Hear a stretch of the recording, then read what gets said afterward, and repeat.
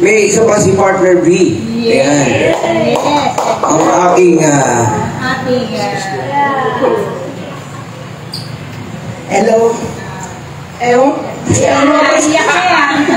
Actually, Live Good is ulog ng langit. Dumating sa akin ng mga panahon na gusto ko na mag-retiro. Na-burn out na ako. Yung biggest why ko para gawin yung network marketing, nandil na. Kasi yung 5 anak, na sila yung dahilan, sila yung hugot ko, kaya ako napunta sa network. Hindi ako marunong mag-network Yung network marketing, in-introduce sa akin several years, pero kagaya ng karamihan, nega ako. Kaya yung magiging nega ko na yun, doon ko din nakuha yung perseverance, doon ko din nakuha yung pagiging matyaga ko sa tao, na ipakita ko yung sincerity, yung intentional ka, yung genuine ka on sharing to people. Kasi I was one of them na, alam mo yun, mayroong tinatawag na it's not for me. Hindi para sa akin yan. Kasi komportable ako sa trabaho ko. I'm an accountant, I'm a chief accountant. Ang dami kong, alam mo yun, I'm in a good position. Kaso nga lang, nung dumating yung point na yung income mo at yung expense mo hindi nagtatagpo, doon ka na magtatanong paano?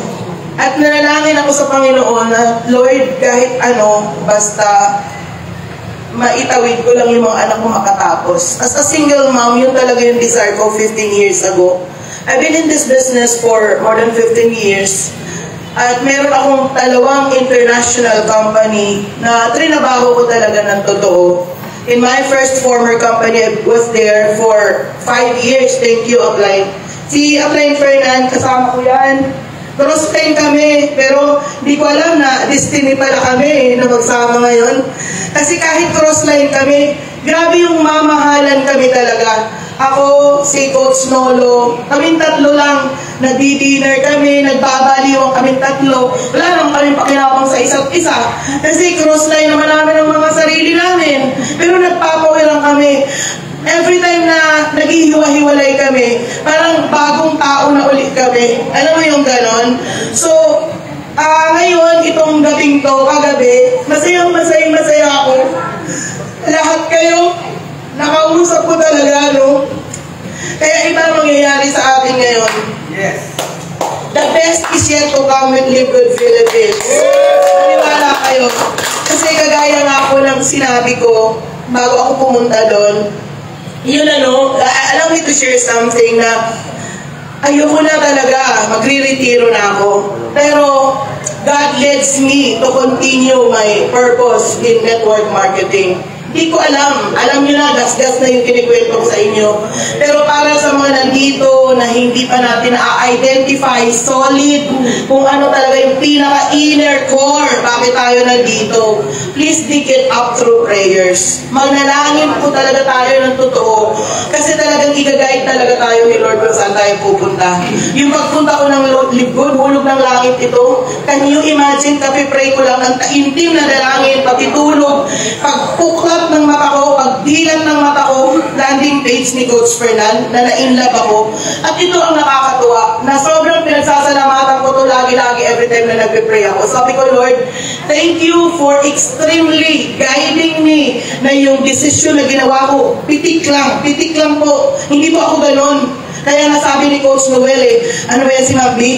Hindi pa nagbababang luksa yung company namin. May bagong company, excited pa. Diba? Kasi, nagsara yung dati naming company, iyak-iyak pa kami. Sabi ni Coach Vic, apply. We're not yet over until it's over. Ako, alas 9 ng umaga, nakipiglaban pa ako sa apply kong Australiano kay Apply Fernan. Alam mo yung kulang na lang magmalikload ako, utang na loob, huwag mong isasara yun. Paano na kami? Alam mo yun, lahat ng hinagtis, kulang na lang gumulong-gulong ako sa iyak sa sama ng loob. Ngayon, si Live Good, si Apply Fernan, kulit ng kulit sa akin.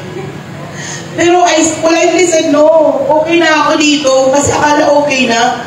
Pero isipin mo yung makita ko yung landing page na parang nagmahal ka, isang bigla, nagtaksil ka. Alam mo yung parang gano'n yung feeling eh.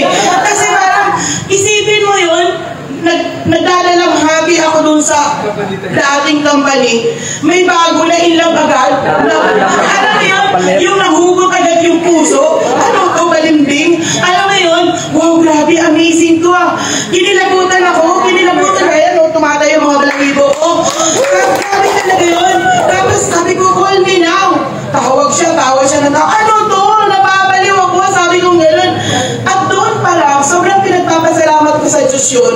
Kasi kung hindi ako binigyan ng sapat na wisdom, para maintindihan ko na ang galing-galing talaga ni Live Good. Are you with me? Kasi we can all have the kind of thoughts that we have in our mind, but the Holy Spirit guided me that this is the vehicle, the company that I'm giving you, replacing the other one.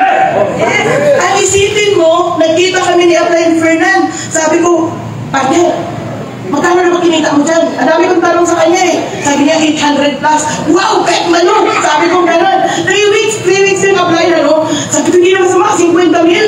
Wala akong isang buwan. Okay na yun. Isipin mo yun, and I work like crazy. Maniwala kayo, 1 day and a half, naging silver ako. Grabe. Yung cellphone ko pumuputok.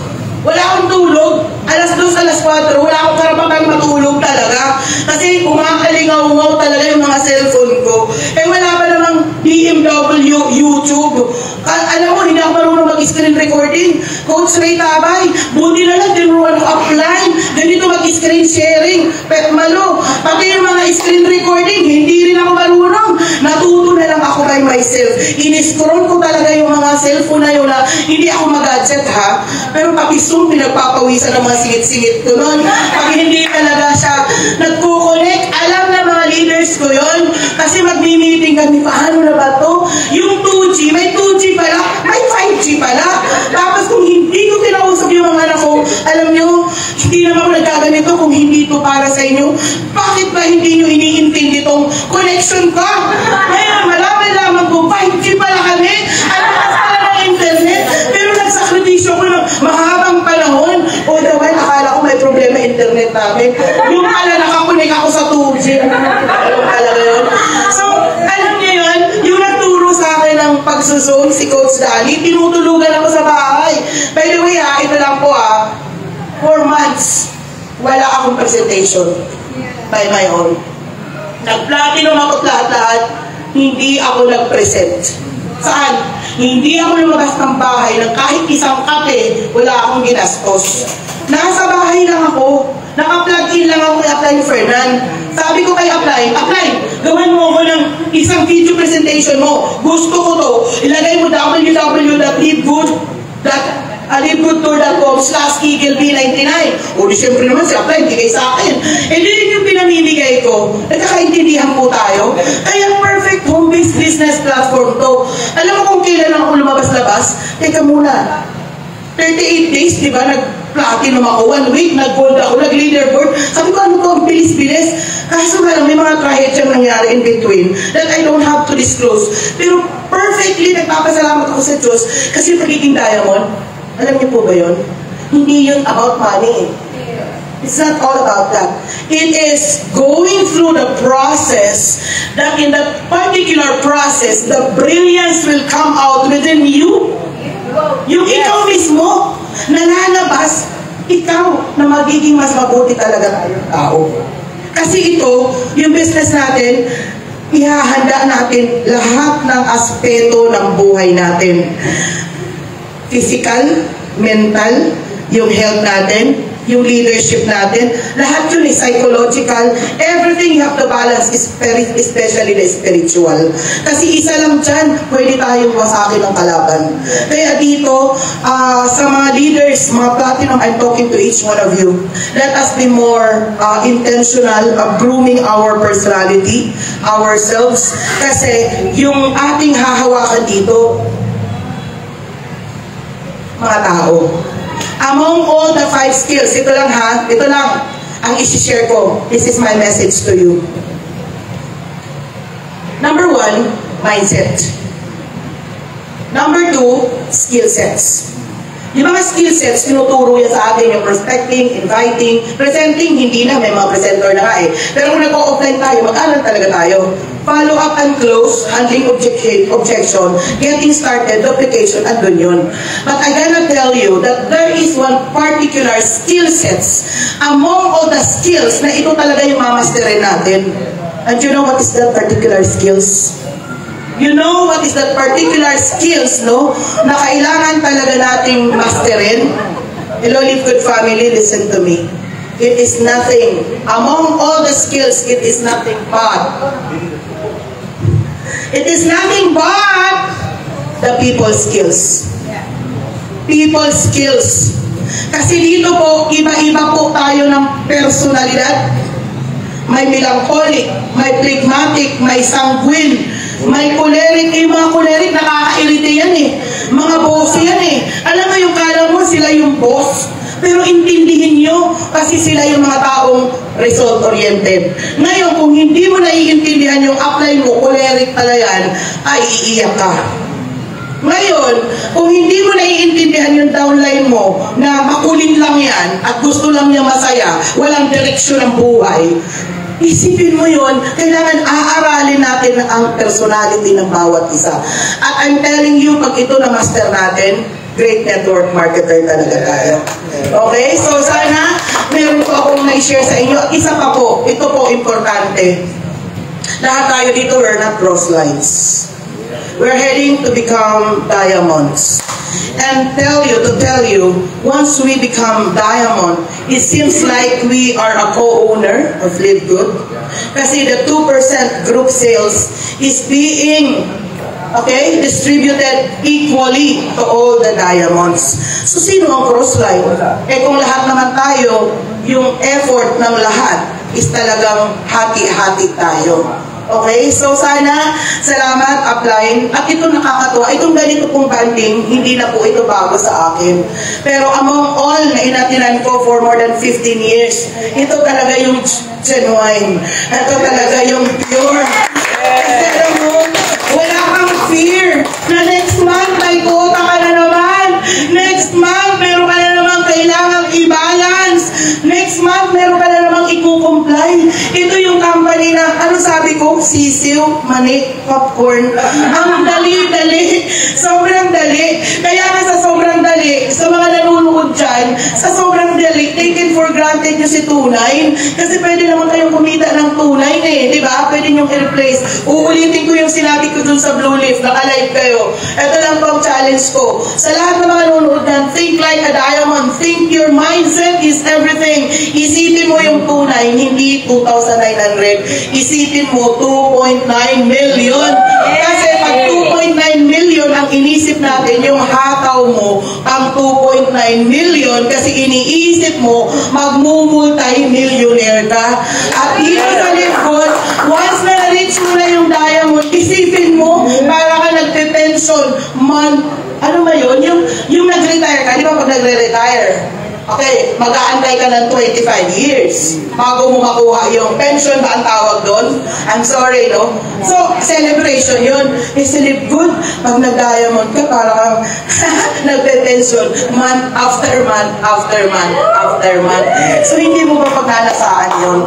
Kaya last, sasabihin pa, dami kong last, sabi ko sa inyo sa dami po ng librong binasa ko, sa dami ng itanarin ko ng mga trainings, no, from local, international, ay grabe mapagsalitain nyo ako hanggang bukas di po tayo matatapos.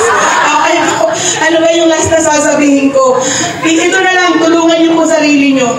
Tulungan nyo sarili nyo. Anong problema nyo? Si Live Good pinanganak, extraordinary.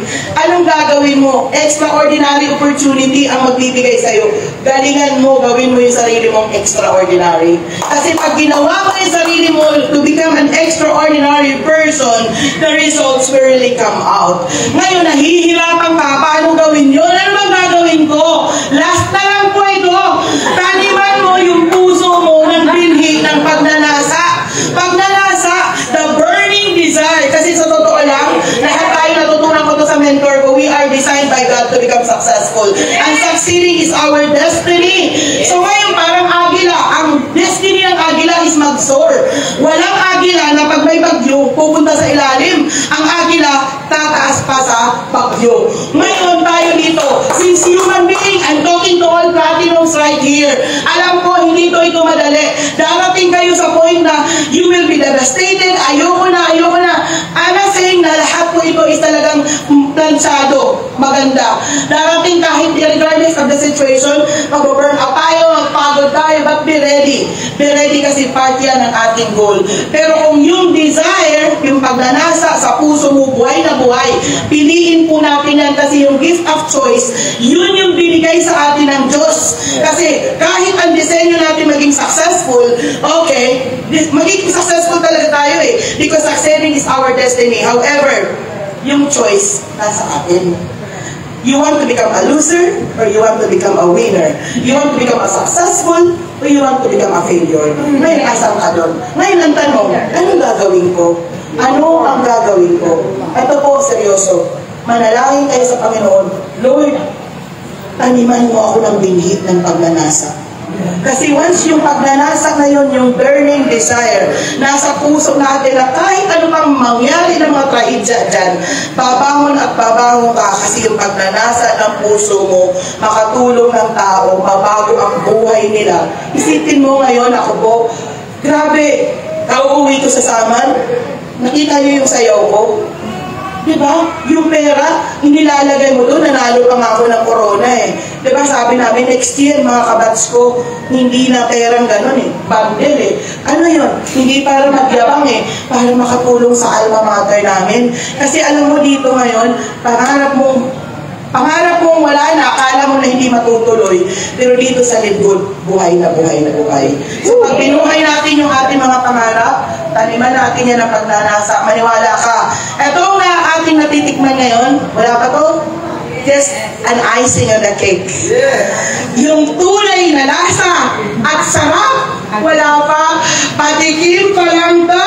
Grabe ito.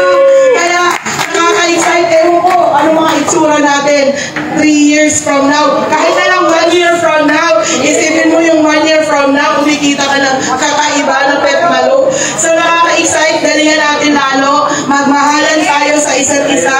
Let us work as one team, one goal, one live good. So, thank you. Thank you talaga sa upline ko, na very genuine, very intentional. Talagang pinapik agad siya ni Lord. Nung pagsabi ko, Lord, dalhin mo naman ako sa company na may sinara ka, meron kang bigta ng bubuksan. Sabi mo sa Jeremiah 29:11, for I know the plans I have for you, the plans to prosper you and not to harm you, the plans to give you hope and a future, and I claim that, Lord.